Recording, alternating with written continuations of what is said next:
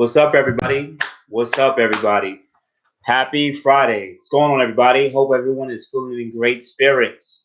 Let me see if I can get a few viewers on, some subscribers on. We need to talk. A lot of updates on the channel, and yeah, definitely want to talk and converse with you guys. Go back with you guys back and forth. So definitely see if I can get a few of you people in. But good afternoon, good morning, good night, everybody. I hope you guys are having an amazing Friday, no matter where you are. What's going on, Barry? How are you? Hope you're feeling amazing. Definitely, guys. I want to get at least a good few of you guys in the chat so I can know, we can converse a little bit. You guys can ask me some questions and I can give you guys some answers. I don't go live frequently enough. I should at least go live at least once a month. I'm sorry, guys. I've just been busy. I have a regular life too. I'm a regular Joe, just like you guys. But if you guys have any questions, you can drop it right now in the comment thread. You guys have me for the next hour. I'm indispensable.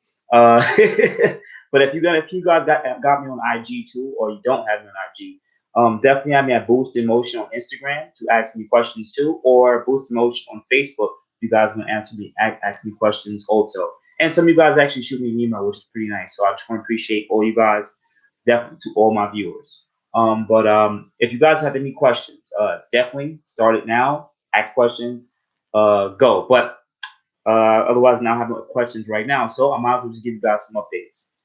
For the people that are watching, pretty much not much of you guys right now, because I don't know, YouTube is acting funny. It's going through a new change right now where going live is going over to like a live studio. So I realized that YouTube is acting funny when it comes to subscriber count and a few other things that I've just been noticing.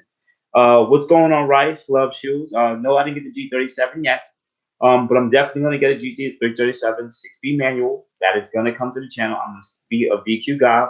For sure, brother. Definitely for sure. But if any of you guys have questions, just please drop it in the comment section so I can give you guys some answers. But definitely, guys. So one of the updates for my newer viewers is this. I got tuned recently. Yes, boostinmotion is officially tuned. Boom, there it goes. The next question you're going to ask is, who am I tuned by? I am tuned by AMS, right? I still haven't released a complete video talking about my process and what I learned, because I want to give you guys the best experience as a customer through AMS. And because they're not sponsoring any videos or nothing with me, I did ask them straight up, they're not interested. They're not interested in sponsoring anything or whatever. They just want you like a regular customer. So it is what it is. I can't help. They don't see any interest in me. I'm not a GTR owner, or Lamborghini, or Ferrari owner. It is what it is. But anyways, what's going on, Franklin? Hey man, I have a G35 XX 2008 sedan, making 350 horsepower. But do you think I should go for a manual or should I keep the automatic?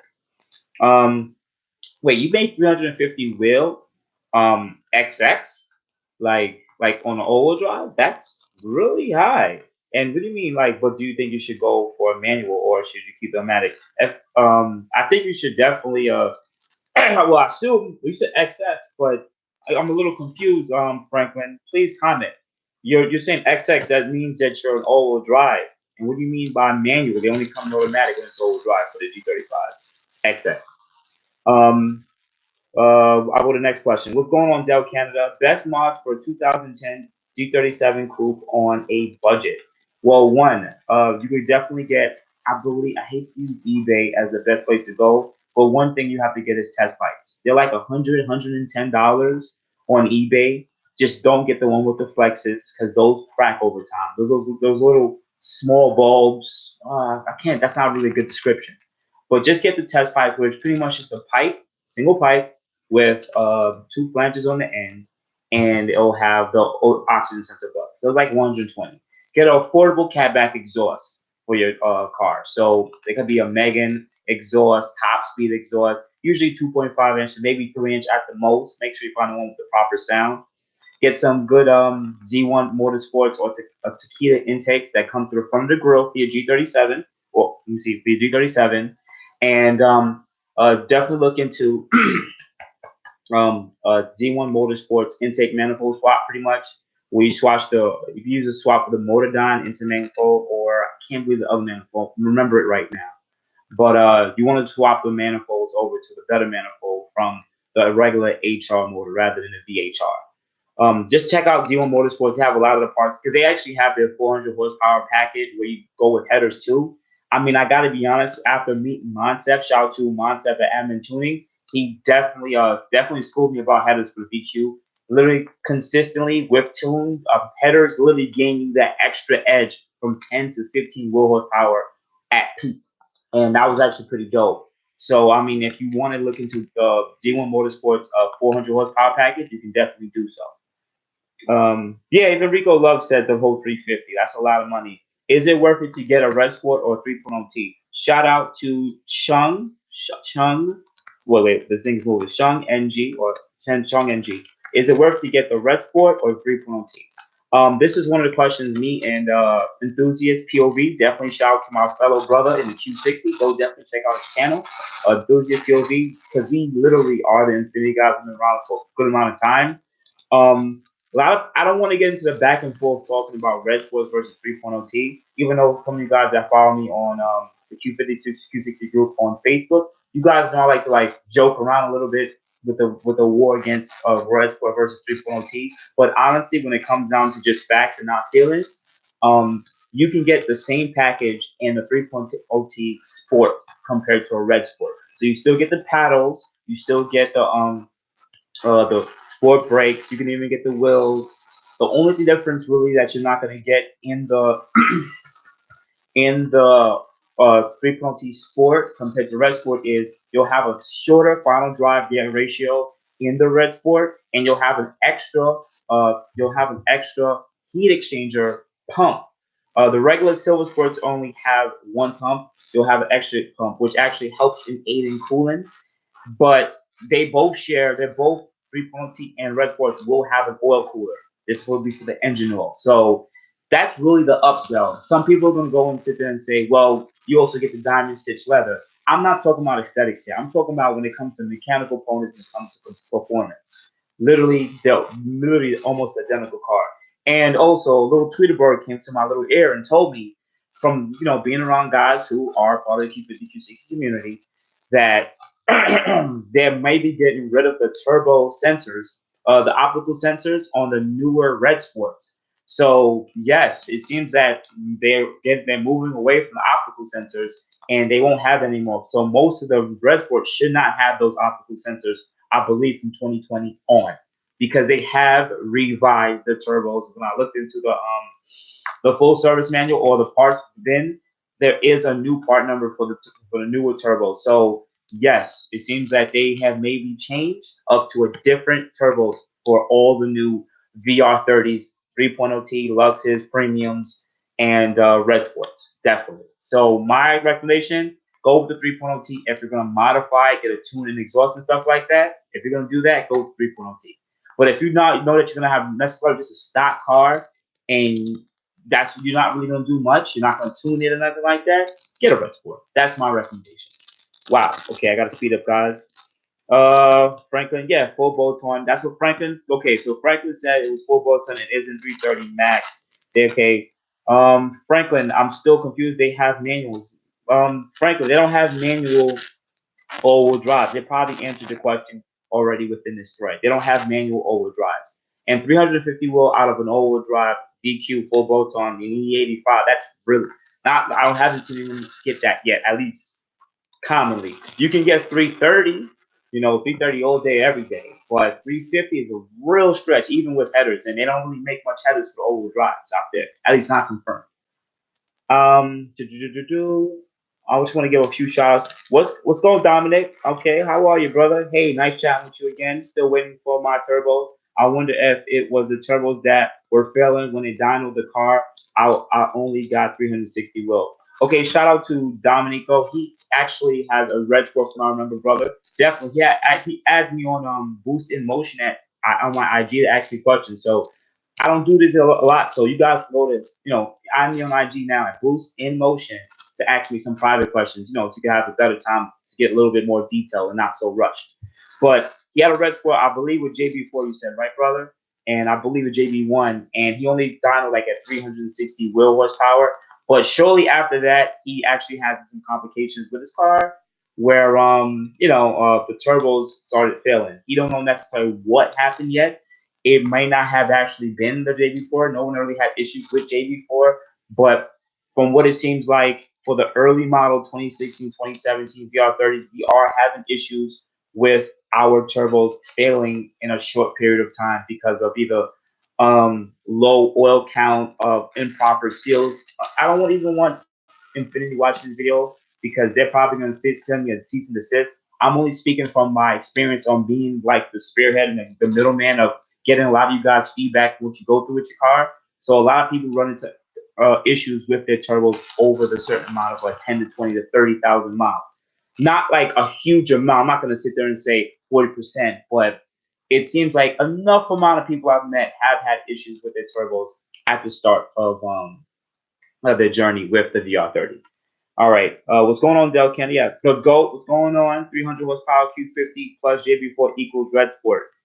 The GOAT, to be honest, I beat with JB4 stock. When I was stock with a JB4, I destroyed Redsport. So it's faster than Redsport, way faster. And to be honest, a Redsport with JB4 is not going to be way faster than a JB4 3.0T. It's not, because we have the same turbo. So it's not like that turbo is any better than the one on the 3.0T or the Premium Deluxe. It's the same exact turbo.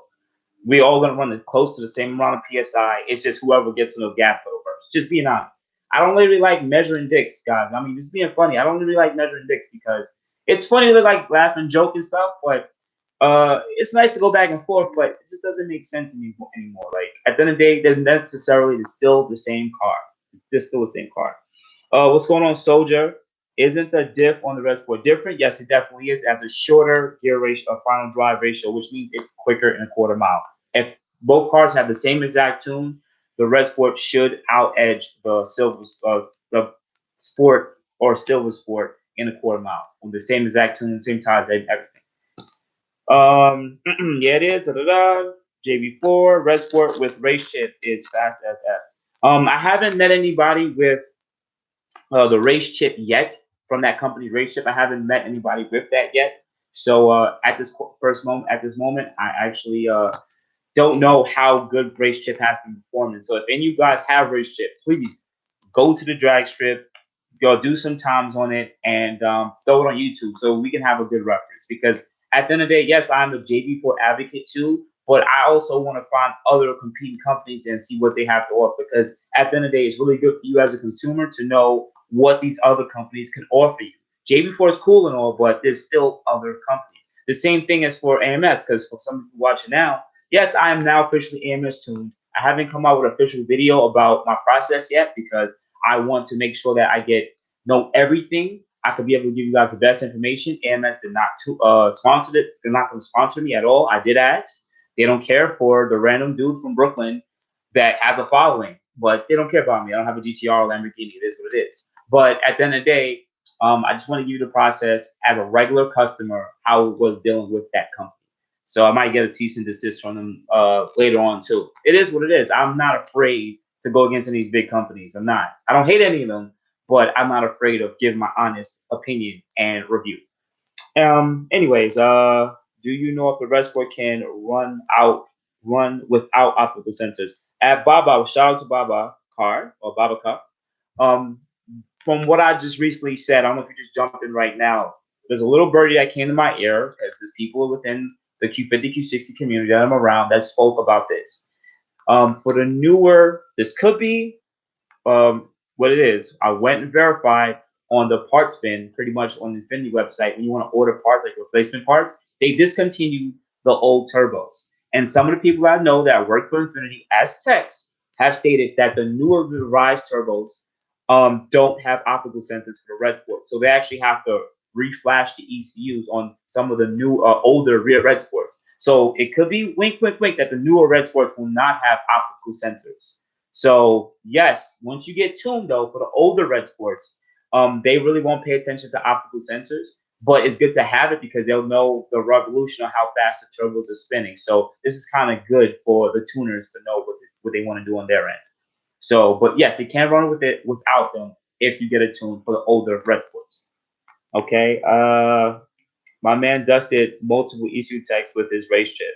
Oh, yo, listen, to be honest, I'm not at the go, I'm not gonna ever come down at other people's tunes. There's good tuners and there's tuners who are the best. So shout out to Brandon or Be Tuned Performance, I believe his company is. He's one of the newer tuners on the market. He's definitely growing his band. He seemed like he's doing really great in the VR30 community versus other top name companies out there with just being like one person that tunes cars. Shout out to him. He's having great results on his VR30 tunes. Once again, I'm also going to shout MS because they are the ones who partner with Infinity and they're doing great too. There are other companies such as RT Tuning, Z1 Motorsports, and a few other tuners, even in the New York City area, that are familiar with ECU Tech and tuning VR30s, but I haven't seen any results from them. And until I get to see like really consistent results from them, I can't really shout them out in this video. But I'll shout RT Tuning also and Z1 Motorsports for their tunes that they do for the VR30 community.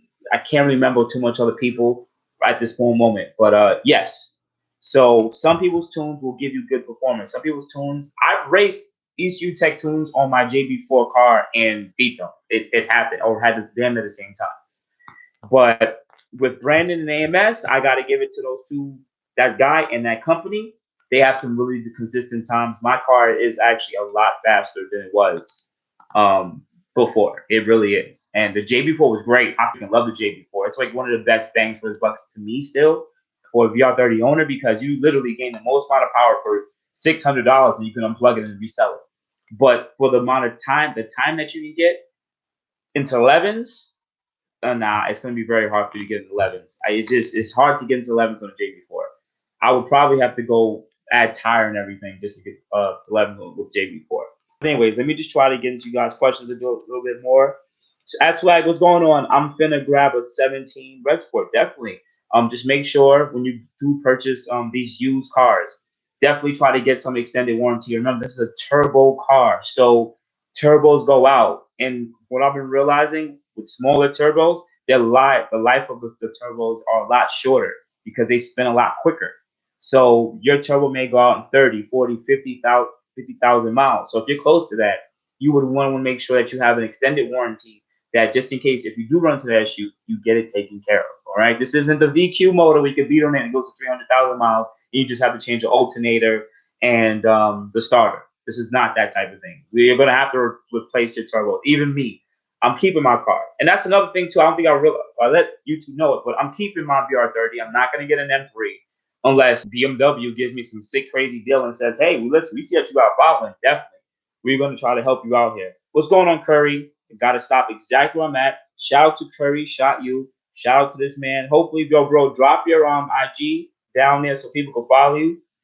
Boss man, what up? Support. How are the sponsorships coming? Now, Curry actually brought out something that you guys, if you follow me on IG, you would know more what's going on within my life and trying to not really get sponsorships, but I'm trying to branch off into ways into improving our VR30 platform. So one of the companies that reached out to me was ADW1. Definitely go check them out. They make catch cans for the VR30 and the VQ community. I tried to work on them, maybe making the price cheaper. I can't remember if they ever changed it or not. But this is, if you're going to keep your VR30 to keep it, like this is going to be your car that you own, it's definitely going to need a catch can. So you can either go with ADW1 because they did sponsor the channel. There are other competing brands out there, but at this current moment, for a DIY kit that's made for our car without having to do anything else really much to it, ADW1 is the cheapest on the market that I've seen now. So definitely go check them out. Check out the old catch can video and the install that I made already. Also, shout out to Metrics. This is a Canadian company that make leather mats, all-season mats for our car. You definitely seen all the diamond cut mats like on IG and the Chinese mats from eBay. Well, they make real leather mats cut for our car, and it usually comes in 5 pieces. You can get it in 3 pieces or even 2, but they make. I have a DIY video on the unboxing and install, and I still actually have those mats till now. And I work in the gas and plumbing industry, so I always have on like work boots and everything like that. And my mats are immaculate because they use a 2-piece material to protect the leather, and it's easy to wash and clean up. Definitely love the mats. So definitely go check out Metrics. You can definitely add me on IG. I have all the pictures up, or you can check on my YouTube channel for that. I mean, I'm gonna get you guys questions, but he's also talking about sponsors. They were never paid me to actually shout them out in these videos, but I also got to shout out Burger Tuning. They didn't sponsor me for the JB4. They never did. I probably helped them sell probably 500 freaking units, but they did sponsor me on the heat exchanger video where I installed the heat exchanger in the car. So definitely go shout them out. They have two different heat exchangers for the VR30 right now. I believe they have the $300 unit and a $400 unit. The $300 unit is just made out of cheaper Chinese metal. If I have any Chinese, people on this video live, I don't mean anything by that, but it's just cost efficient to go with that, that process of having metal done from over there, just cheaper. So definitely shout out those sponsors and definitely give them love. All right. Now, thanks again, Curry. I appreciate you very much, man. Thank you. I appreciate it. Okay. Okay, I gotta go back. Specialty Z, yes. Specialty Z is also another tuner. I don't know so much their results, but yeah, of the few people use Specialty Z. All right, I don't think ECU Tech is worth the money. You only get about 20 to 30 to 40 more from JB4, maybe. Okay, at the GOAT, for people who have the VR30 right now, after me being tuned recently, so I can say I concretely, well, that's not even the correct word to say, but I have experience on having a stock car, a JB4 car for about a year, and going through their advances. And now I have an ECU Tech car, which the reason why I love JB4, it taught me a lot about parameters and what to look at and what to pay attention to. And then when I went to ECU Tech, it wasn't like I didn't know what I was looking at. I was actually very familiar with what the tuner is doing to the car and how it's reacting. The one thing I got to sit there and say about ECU Tech over JB4 is this: because they can necessarily control your wastegate actuators relatively quick and get you to your max amount of boost and hold that amount of boost and literally change your timing. It can literally change. The biggest effect it gave me, because I'm going to release a video later on, is my 60 foots have changed like out of nowhere. The quickest 60 foot I had on JB4 was 1924, and that was it. In this video, I'm gonna sit there and tell you right now, the best that I got on 93 pump and my modifications is 1.6. I think 8.4. I literally cut down my 60 foot by about 4/10. That's insane. That, if any of you guys who actually go to the drag strip, that is an amazing feat, because that adds up to how quick you are at the end of the quarter mile. So a 0.4 change or 0.4 change is literally could be almost 4 to 6 at the end, depending on your trap speed too. And that's the second thing, because our cars based on the stock tune, you're at the whim of the stock tune. You really can't control much of the boost targeting too much. But because with the tuner, they can literally fluctuate it and pretty much pinpoint the timing and just have way better control. And that will give you higher trap speed. So I would say if you go with the good concrete tuners, it is completely worth it. I'm telling you. Yes, numbers will sit there and say 420, 440, 450. But what matters is after your peak wheel horsepower. You'll notice that some people's tunes will get you to 450 wheel horsepower at 5,000 RPM, right? But then you guys never pay attention from that 5 to 7,000. I've seen some people's dynographs that came from 450 to 365, almost 350 wheel horsepower, close to redline. That's almost 100 wheel horsepower loss from tunes. It's what they do after that curve and how they keep it above 400. And that's why I shout out AMS and BS. But I keep messing up his name. But Brandon, that's why I shout out Brandon at his B-Tune performance, I believe, where he keeps it close, try to keep it right around or above 400 wheel horsepower. That is definitely where the tuning is at, because when you're road racing, that's what makes you win, pretty much. I'm definitely going too slow for you guys, so I just want to speed up a little quicker. What are your thoughts on the M56? I still love that car, but I would only get the older one, the older M56 with the old bumper. I don't really like the newer one, and they're gonna redo that model at some period. They have to. I believe it's the Fuga. They definitely have to redo it, because Infinity's going through their whole changes right now. They're firing people. People are losing their pensions with the company. It is insane at Infinity right now, and Nissan. So they're making a lot of changes. But definitely, I would, if I was gonna get an M56, I would, of course, I would want to get the all-wheel drive one, but I would just get the rear-wheel drive. Even in New York, I just would just get that one. I like the all-wheel drive, but it seems like it's really hard to find an all-wheel drive XX M56 XX with the sport bump and everything. It's hard to find. Those are rare. Those are pretty reliable cars, but I believe they had a timing chain issue, but not like it wasn't like so much of a really bad issue through the time. Like only affected a few people. I believe some people said because they weren't checking the changing their oil enough, that's why they ran into a chain guide or something issue. But otherwise than that, that's a pretty good motor, pretty good car, and I really like how that car looks. Definitely. So definitely, if you want to check it out, definitely. I also VF. It sounds great, but it ain't really beat nobody out there. I don't think you can go against a 392 in an M56. You're gonna lose. What's the best catback exhaust for the money for your 2019 Redsport at Kadish? Kanish. I'm sorry for messing up your name, bro. I suck at pronunciations. Everyone knows that.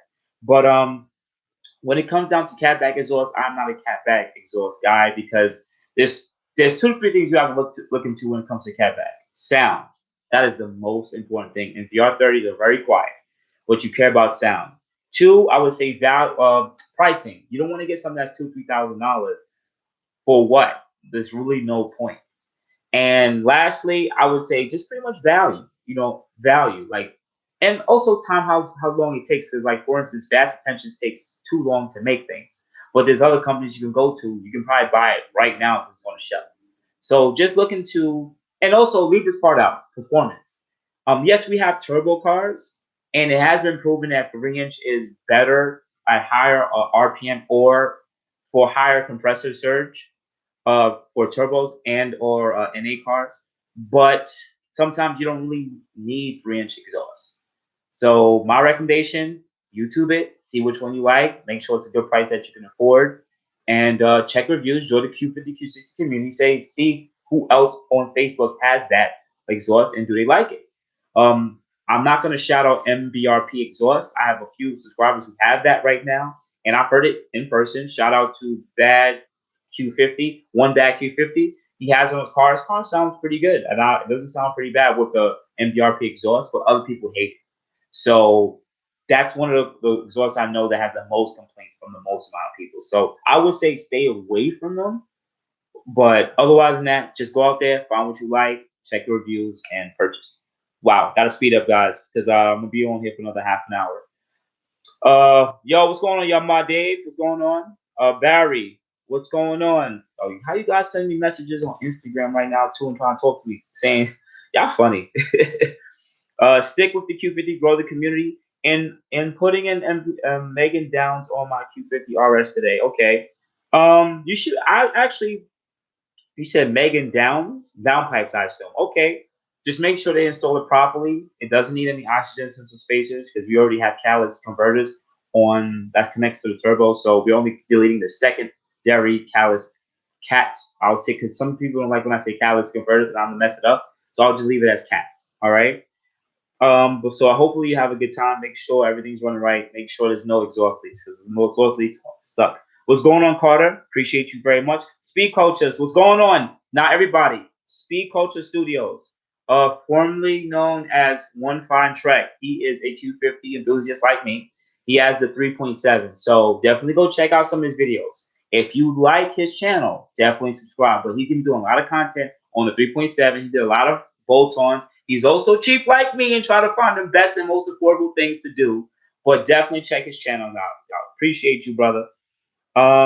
He said, misconception about difference the day before is true. Is necessary to buy horsepower. He's definitely right. You're definitely right.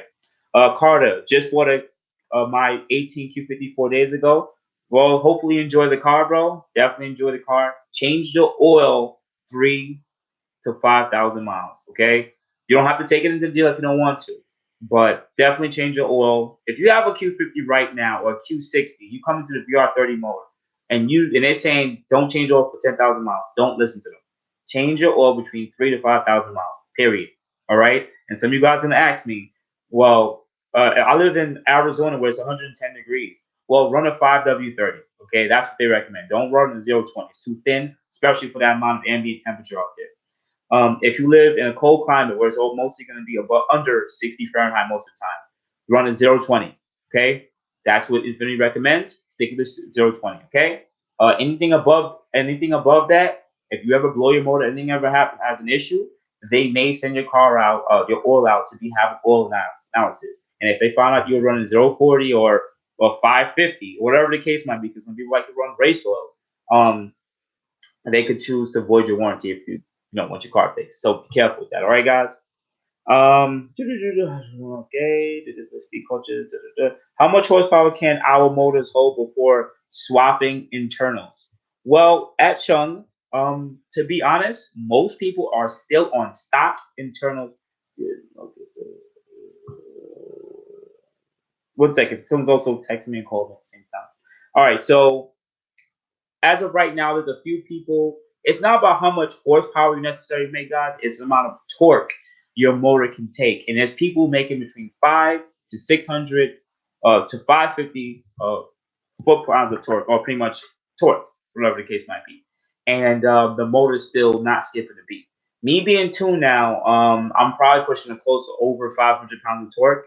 And I'm literally at the start of it, so I have to continue to document it. But there's people who've been tuned for 5,000-10,000 miles on AMS tunes and maybe even Brandon tunes, and their cars are not skipping a beat. So it seems like our internals are right around that 500 wheel, maybe even up to 600, but right around 500. Leave it at that. And seems like it's taking it pretty well. No, there's really no issue. You know what really saves our cars, though, guys? So I can give you guys a little bit more information. If you guys ever look at the dyno sheets for our cars, we make a lot of torque, but we make it at lower RPM.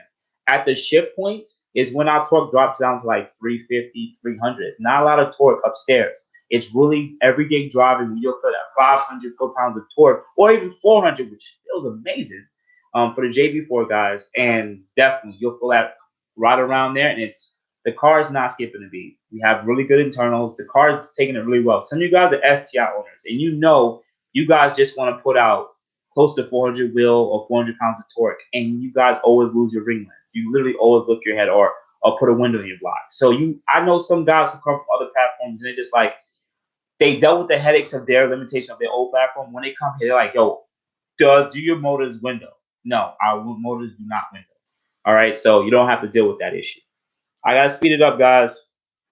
Also, if any of you guys know some of these answers, definitely answer it in the thread. It actually helps me out a lot because I continue to ramble on a little too much. Okay, what's going on, Nick? For the 2015 Q50 3.3, would you do a Motordyne exhaust?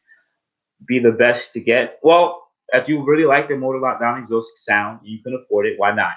Remember, you're not really going to get much of a difference in performance when it comes to exhaust for NA cars. You're really just purchasing them for the price, the name, and the sound. That's really honestly it when it comes to exhaust. But if you like it, you can afford it, why not get it?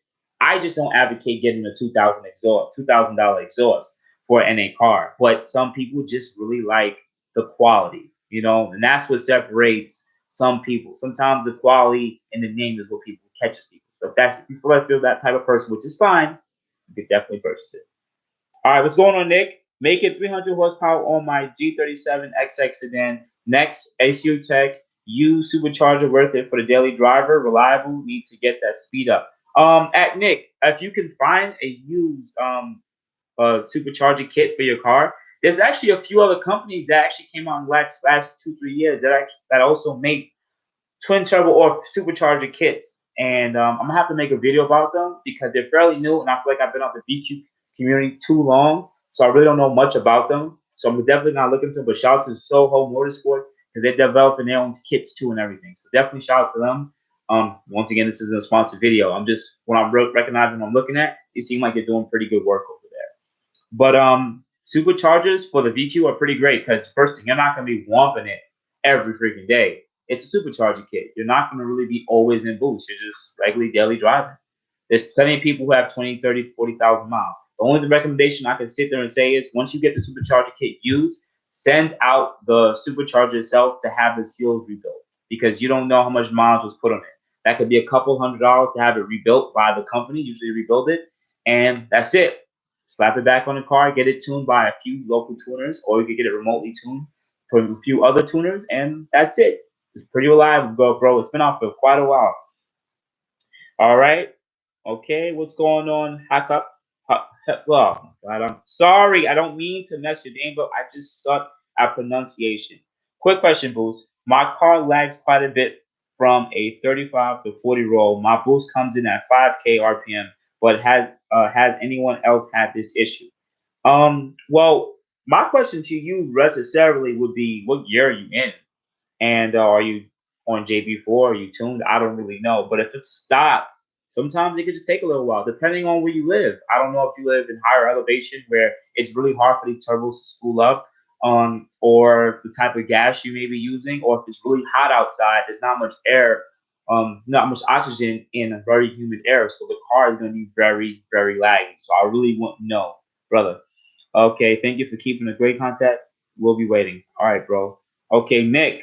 Okay, last question. How long does an Infinity Q50 last without major repairs? Can it last? Oh, yes. The VQ motor has been proven to last 200 to 300,000 miles. Listen, guys, I've been around the VQ light world forever, and some of you guys own the VQ. Yes, you will have issues where you have to change the alternator and starters. That happens for any motor, period. But when it comes to the necessary motor itself, if you just do what you're supposed to do, change your oils when you're supposed to do it, you can beat on the car, but not every freaking day. You can get 200 to 300,000 miles. I had a 2002 Maxima VQDE with 275,000 miles on it. I put about 50,000 miles on that car, and I was beating on it because I was like a 19-year-old kid. So of course I was beating on that car. Same thing for my VQ30D, my 1996 Maxima, and my 2007 G35 G35X. I had that car too, and I beat on that car also. I put a good 40,000 miles on that car. I had about 110. When I crashed, it was like 160. I didn't have to change nothing on that car. Literally, I had to go 50,000 miles. I didn't have to change nothing except the battery. That was it. I beat on that car. So definitely VQs are, but the latest VQs, they're pretty much straight and true. You're not gonna have any issues, at least no major issues. All right, guys. Now, Jordan White, how much boost is safe? I only have access to 91 octane, and my dialogues have been looking fine. I also have AMS lower down pipes, frozen boost heat exchanger, HCAS blow valves, AMS intakes, and custom straight pipe.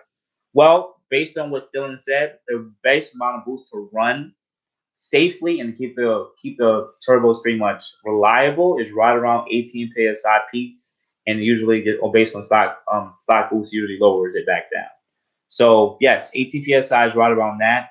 That's depending on the JB4 the tune, that could probably give you right around 400 to 430 wheel horsepower, just depending on if you want the boost controller or you want the ECU Tech 2. But yes, that's right around it. And it seems like you haven't been having any issues because you said you dialogue, so I assume that you're on JB4. It's just that the 91 fuel, it doesn't have enough octane, so you will run into knock, unfortunately. So of course you can use like a boosting or octane booster, or if you have E85 around you, you guys add E85 to the tank if you want to. This will just help bring up the octane level and make it less prone to knock or any pre-detonation, which will pretty much advance timing and mess it up. You don't want that. So honestly, 18 psi seems right around it, but it all depends, bro. Like honestly, I don't live in California. I noticed that when I make videos for you guys, the California dudes really go through a lot. You guys really go through it because I make videos for like the other 49 states, but you guys have so much restrictions, especially on fuel. It really affects you guys. So I honestly can only tell you to data log your car. If you're on JB4 or if you have a tuner, let them data log your car and let them make the proper tune for you. Because at the end of the day, knock is not good, and continue to go through knock will only make your end worse over time. The knock could be so bad that it could literally blow out your injectors and blow up your sparks. You don't want that, okay? And you also lose your motor. So we don't want that. So just be careful. Just do your dialogue and do your due diligence and protect yourself. But 18 psi seems pretty safe for our cars. And just pay attention to your heat exchanger. You have all the stuff you need to get done to make sure the car is running right. Wow, gotta speed up, guys. I gotta speed up. Gotta speed up. Jordan White, map 6, by the way. If I get fuel wires with my JB4, shout out to Aaron. I'm pretty much completely tunable. Well, not really, Aaron. Fuel wires are only for okay. When we floor it, we give it gas. We have something called fuel trims, and usually our fuel trims will max out because we're elevating the amount of boost. Now, once you're maxed out the fuel trims, usually our car's gonna be running really rich on these boost controls from JB4, which is perfectly fine to run rich because at least you're making sure that the car is not really running to knock. But this usually affects the amount of timing or pretty much how quickly the car will react and how much torque and horsepower it can make. So the fuel wires tricks the ECU to make it think that the mixture is a little leaner, which means it brings down the amount of fuel it consumes, which means it will actually change the amount of AFRs that are made, and which will advance the timing to make you gain necessarily more power. Now, you can use this on 93, but people ask me, like, can you use fuel wires on 93? You could, but you have to data log it to see if the timing is coming up like a ladder. And shout out to my few subscribers who sit there and said they want me to data log the car now.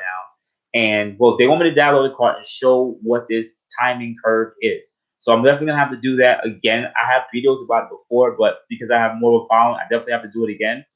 But I just don't have enough room. I live in the city, so it's not like I have space to go and just beat on the car. You know what I'm saying? But I'm definitely gonna do that. But my recommendation will always be this: fuel wires are for E85 mixes and or boosting or boost of octane boosters mixes with 91 fuel or 93. It's just the best way to run fuel wires. So whenever I have my car on 93, I turn my fuel wires off because when I data logged it, I noticed that the timing won't really come up. But when I put 85 in it, the timing will come up because it puts me to a more a leaner mixture, which means if I'm at a leaner mixture, I need to have the best octane possible. All right. Carter, anyone in SoCal? RT, I'm cheap too. Carter, okay, I turn my own wrenches. Definitely, Carter. It's good to change your own wrench, but not everybody has the time. After you get busy, bro, and you earn a certain amount of money, you actually find it's more convenient just to pay somebody to do something sometimes. Like it's usually sometimes like a convenience thing. We just don't have time. But some people are different than others, you know? Right now I live in an apartment, so it's not like if I have to turn my own wrench, I have to turn it in the street, but sometimes just more efficient for me just to pay somebody to do something. I still change my own brakes though. No, I'm brakes and oil. I'm not paying nobody to change that. Like, no, absolutely not. No, changing that stuff. It takes me what half an hour. I could spare half an hour at some period. I don't care if it's in the middle of the night or early in the morning. Jesse White, very new to this information being passed around. Did I make a good choice by buying the 3.0 T twin turbo 2019? Jesse, I honestly want you just to enjoy the car first and see if you like it. Like honestly, it's a pretty good motor. There's really no issues. Like I had okay. I don't want to hurt anybody who has a BMW 335i and 54 and 55. Like those motors were pretty dope for the power they made, but necessarily what was connected to the motors is what was crap. Like legit, they were not reliable motors. The accessories sucked. The motor itself is fine, but what was attached to it sucks. The turbos, the alternator, the water pump, it's all trash. For our cars, there's plenty of people who have 30, 40, 50, 60,000 miles on their Redsport or 3.0 T with no issues. There are people, small amount of people who have issues with maybe their turbos, whatever the case might be, but it's a turbo car. If you go to any make and model of any brand that has turbos, their turbos don't last 300,000 miles. It's not really a thing unless it's an older car from like the 90s. Some people are still in the original turbos because it was a different manufacturing process back then. Nowadays, they make things cost efficient. So they'll go for the cheapest parts to pretty much bring down the cost of the motor and to get the motor going. But our cars are pretty reliable. So I don't really want you to just get discouraged like, damn, did I get the right car? Bro, you're going to love your car. I'm telling you. And you're going to love it every time you want to, I would say, modify it and make it faster. You're going to really love it because I've definitely been in the VQ world for quite a while. And once I got my VR30, I immediately was like, okay, this car is okay. It feels the same speed. And then I was like, let me just buy a JB4. And I bought the JB4 boost control, and I was like, wow, wait, hold on. I'm beating faster cars now. This is cool. Which is something I just plugged in. And I just started purchasing parts and learning more about the platform. And I really realized that this VR30 twin turbo V6 is relatively really good. It's really a baby GTR motor. That's what I really like about it. There are other V6 twin turbo cars out there that are really good, but I would give it to Infinity. I really still like this. I'm finally we actually have something that's ours in the US. I gotta stop rambling, guys, because I gotta keep answering you guys' questions. All right. I'm JB. Okay, I'm JB4 second year running Map 8 and E30 mix. I have frozen boots with low downpipes. I'm in California. Sorry, brother. Should I have mentioned it before? Okay. What was it? What you originally asked me?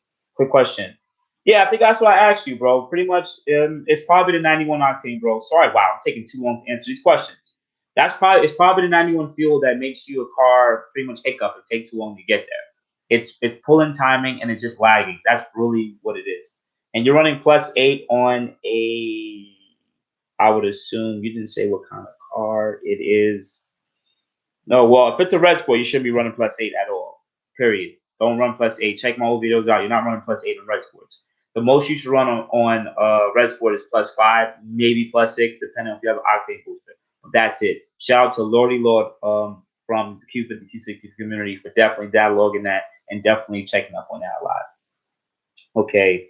Baba Carr, I'm curious what is the current high mileage Q50 3.0T? It seems most issues to the motor are from tuning. Maybe non-tuned 3.0Ts are reliable. Well, you gotta remember, if you're part of the Q50 Q60 community, you're gonna meet people who have modified cars, and you're gonna meet people who have regular cars. Some people just have poor maintenance. They literally drove their car and never got their oil changed in like 8 to 10,000 miles. Even though Infinity recommended that, at the end of the day, you should change. No, you should not ever go 10,000 miles on a turbo car at all on without an oil change. Period. Change the oil, guys. Period. 3 to 5,000 miles. If a VQ motor can do it, 3 to 5, do it for the turbo. It's a turbo car. It's gonna have more heat. Okay. Period. That's my recommendation. I always will keep it that way. But modded cars, people with modded cars, it's probably maybe on the tuning aspect. Not necessarily. Not necessarily from the parts installed or anything like that. Most people I really realize that have tuned cars and have issues is really with the software. Honestly, that's it. If anybody else calls anything else to their car, it's really the turbos. But the turbos, when you increase the amount of boost for a certain amount of time and beating on the car, and you're running 0-20 oil in 100-degree weather with running 18, 19, 20 psi from a tune, stuff is going to break because it's just too much heat. Heat destroys motors, guys. Yes, our cars can only but do so much. Shoot, I doubt a GTR can sit there and do the same thing. They're going to probably break over a certain amount of time. But they have other accessories installed them to make sure that the oil is at its coolest, that the engine cooling oil is at its coolest, that makes sure everything is at its cool down. Our cars actually go into limp mode if you ever beat on it too. Some of you guys may have a Redsport or a 3.0T and going back and forth on the highway, messing with somebody, whatever. You'll realize the car literally lost all gas pedal fill. That's the car going into limp mode, saying you're doing too much. Want you to pull over. Literally, pull over, turn the car off, wait like a minute, turn the car back on, everything perfectly normal. It's the car's fail-safe to protect itself. All right. Quick question, bro. I have okay. I'm speeding up. I'm 10 minutes close. I'm gonna have to add another 30 minutes into this because I enjoy talking to you guys and answering you guys questions. So I said I'm only be an hour, but I'm realizing I'm 10 minutes behind, and I don't like that at all. Okay, so Miguel. So I have a 2016 Q50 Redsport, and I bought and installed the Burger Tuning heat exchanger, and it's still getting heat soaked. Yes, I live in Texas. Any idea what else I can do? Well, the Burger Tuning heat exchanger is bigger than the stock heat exchanger, but the biggest is from AMS. So unfortunately, you're always gonna run into heat soak. If you live in Texas, I assume the part of Texas that usually stays hot almost all throughout the year. When ambient temperature is at 100 and 110, there's really nothing you can do. Now, there are a few people that do this. There's a company that makes wow, they use it. Wow, I really forgot the name of the company.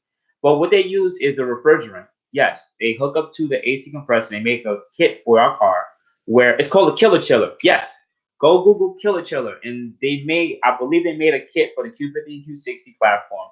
What they use is the refrigerant to cool the heat exchanger coolant to damn near 40 Fahrenheit. That's cold. And that is the best way to make sure that your car does not heat soak. A few people do it, and it's actually really consistent. And I believe they even built it where you can manually shut it on and off so that it would only go to the car and the heat exchanger, or just the heat exchanger. You could go between the both, which is pretty cool. It's an expensive kit, but for you guys who live in really hot areas that's hot all around the year, you can add the expansion tank. You can add the other expansion in the fender. You'll still heat soak because it's hot out there. So the coolant is already going to be at 110. Right now in New York, this morning it was 50 degrees. My heat exchanger temps were at 55. Period. That's it. Like, and when I floor it and make it a little hot, go up to like 75, and it immediately comes back down because of the ambient temperature. But if you're around 100-degree weather, you're gonna have to be around that. You're never gonna have all the performance that you really could get out of the car. So yes, if you want to really invest that money into your car that you're keeping, look into the Killer Chill unit. Okay. See, I'm shouting out companies that's not even sponsoring me. You see how it is? Like, it is what it is. I'm not even mad about it. I just like giving you guys the information, man. I just want to give you guys all the information. All right, so let's go to Ryan. Wow, I gotta speed up. How can I get better gas mileage on my 3.7 Q50 out of NYC? You gotta move out of NYC, brother. I live here too. It is 25-mile-an-hour speed limit, and we're mostly going 10 to 15, sometimes 0. You're not going to get better gas mileage, bro. It's a V6. There's nothing you can really do. There's literally nothing. Like, you could try to get the car to its best. Our cars get the best gas mileage when they're moving and coasting. If they're stopping going, you're never going to get the best gas mileage. Period. I just want you to know that. Yes, do your maintenance, change your oil, change your air filter. They may help bump you up by 1 mile per gallon, but otherwise than that, it's a V6, dude. You might have to go to a different car, or be a different manufacturer. Get a hybrid. Look into the 3.7 hybrid if you really want. They get better gas mileage in the city. So I've seen some people get about 25, 30 miles per gallon in the city on a the VQ35 with the hybrid. So maybe you might want to trade your car in for that one. All right. Are you planning on getting a 2020 Q50 Q60 at B Scott? No, absolutely not. Just for Apple CarPlay and Android Auto, and I believe they're gonna have Pro Pilot 2, which is like a better intelligent cruise control. No, nah, I'm not wasting my money. I'm keeping my car. I'm not. They have to give me something better. If there's that, from what they're doing with the Black S, if they're gonna really make it, or if they're gonna make this technology and put it into the newer model soon, because if they make a upper model above the Redsport, then I will get another Q50. So let's just say they say, you know what, we'll have a Redsport. Let's make something above the Redsport now. Let's put out the Redsport Black S, whatever the case might be. And then I would get that car because I would assume it will have better turbos, maybe a better transmission, bigger, the car, they'll probably make that car special. So it could be like an M4 competitor. But otherwise than that, guys, I'm keeping this car. I ain't going nowhere. I'm getting the V, and I'm definitely getting a 60 manual G37 coupe, period. Because I want to give you guys VQ content so bad. And I realize there's not a lot of G37 YouTube channels. And if they're very small and they stop making videos.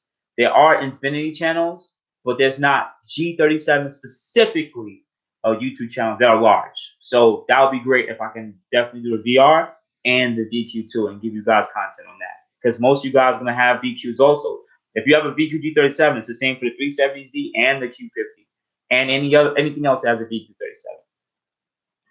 Is it worth getting an exhaust for the performance if you already have a muffler lead? I'm happy with the sound, and the VQ not worth for the power. To be honest, bro, it's up to you. Once again, exhaust is mainly for sound, not necessarily for performance. If for sound, the name itself pretty much, and that's necessarily just it in the value. If you get the value and you think it's the perfect sound for the car, you really don't want to change it, or you don't want to put the money out for that rusted CATBACK, don't do it. Perfectly fine. Unless you want to do extensively a lot more performance modifications, then that's when you should look and getting a full CATBACK. But as of right now, bro, enjoy the car, drive it. When you get down the line, you want to change it up a little bit, then you do so. But as of now, enjoy the car, brother. All right, Jesse, thank you. You're welcome, brother. Starburst will with full bolt-on and Q50. Wait, what? Stavros. Okay, what was your original question? I don't see it here, bro. I don't see a original question, so I'm gonna go back, fast forward. I'm just going to fast forward from that. Oh, okay. Is it? Yeah, yeah, that's why you had said they said. Okay, yeah. So yeah, with a full bolt on. Yeah, well, if you're gonna be full bolt on, then yeah, definitely. Then you should definitely get a CATBACK if you want to be full bolt on. Period. Jordan White. So should California guys really prioritize upgrading their high pressure fuel pump, low pressure fuel pump, and getting flat fuel kick to run E85 so we can avoid knock? No, you don't have to do that because that's expensive. that's really expensive. If you're gonna do a full tune, if you want to tune your car on ECU Tech, and because you're gonna get knocked with any car, even E85 cars get knocked. All cars get knocked. It's just depending on the octane. What I'm saying is, when you run higher boost on your VR30, you're increasing the amount of temperature of that charged air. With hotter air, it would cause you to have more pre-detonation or knock when the combustion cycle. If you guys don't know what knock or pre-detonation is when the air and fuel ignite before the spark. That is bad for your motor and destroys it over time. So 91 fuel isn't really the best for that. That's why people say 93 and up are better octane. So you don't have to upgrade your high pressure fuel from low pressure fuel and flex fuel E85 just to avoid knock. No, you do that because you want to gain more power and modify the car. It will probably be really nice if you know you're going down that route. So if you're going down the route to modify your car and you really want the most out of your engine, then you can invest into these parts. And then you'll have E85 everywhere, I assume, in California, which means you're going to get the most amount of power. And also with the 85, your car runs cooler because the exhaust gases are cooler, period. So that's something you could choose to look into also. No, laugh aloud, not the Redsport, Silver Sport, custom map 6. Okay, cool. Okay, I'm getting, yes, thanks. I literally 9 miles from the gallon. Okay, yeah, that sucks, Ryan. I'm keeping my car, though. The gas mileage isn't a deal breaker. And Miguel says, thank you. All right, so now I got about I answered all the questions now and everything. All right, so here are some of the updates for the channel. One, I am tuned by AMS. No, they're not sponsoring me. They don't want to sponsor me. They don't see any interest in sponsoring me. I don't have a GTR or Lamborghini or Ferrari. I asked them. I said I have a good following. I will give you guys all the information possible. It'd be really great for the channel and also great for them as a company. They didn't see any interest. It is what it is. I'm just some random dude from Brooklyn. But otherwise than that, I'm gonna make a video talking about my experiences dealing with that company and my experience as a regular customer and what I've learned from coming from a JB4 to an ECU Tech tune if you guys choose to go with a tune from ECU Tech or from AMS themselves. There are other tuners out there on the market that are cheaper that also give good results too. I do have more sponsors that are coming in or want to brand sponsor me because I do have a decent following now. Shout out to NAVIKS. I'm supposed to be going to them about the next 2 weeks. Pretty much, they are installing a aftermarket Android, Apple CarPlay, Android Auto to my car. Yes. So this is going to be the aftermarket solution for the 2014 to 2019 Q50s that are on the market right now. Because as of right now, our infotainment is a waste of time, right? We know that. So it's going to be a bottom screen should be being replaced, and it's going to go with and you can either have the Android or the Apple CarPlay, and they're going to pretty much install it. But I have Android, so yeah, team Android. I don't feel like beefing with you guys, but I'm going to go through all the tips and features, Tug the Mirror style, whatever, on how it works. And they actually really want me to find what's wrong with it too. So if there's any issues, they want me to let them know so they can fix and address it. So I'm going to get all that information for you guys. This is really good for the Q50 Q60 community because we like our cars, but we really noticing compared to other brands that have like digital dash, we don't have that. I still I'm okay with our dash, but other people they want Google Maps from dash, and those are little wow effects. People buy stuff for illuminated infinity logos and stuff. People choose to purchase it because of that. But to go back to what I'm originally saying, this is going to be really good for the Q50 Q60 community because for 2020, Q50s are now going to have Android Auto and Apple CarPlay, and that sucks because what about us? And a few people, so a few of my viewers, shout out to a few of my dudes that work at the dealership that, you guys just let me know what's going on. That definitely hit me up and said Infinity is not trying to give us any updates.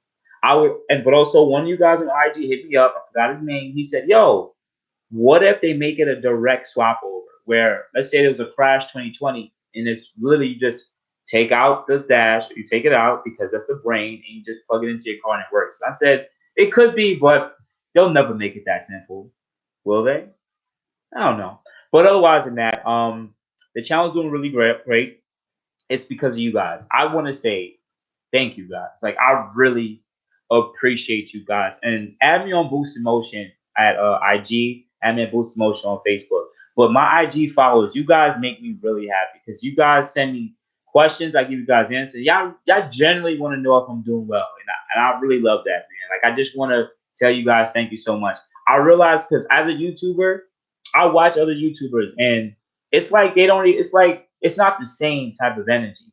You know, it's not the same type of energy. You guys are really the MVPs, and I just give you so much love, and I just appreciate you guys so much for that, man. Y'all don't even understand how much that shit means to me. Sorry for cursing YouTube, but let me see if you guys had any more questions.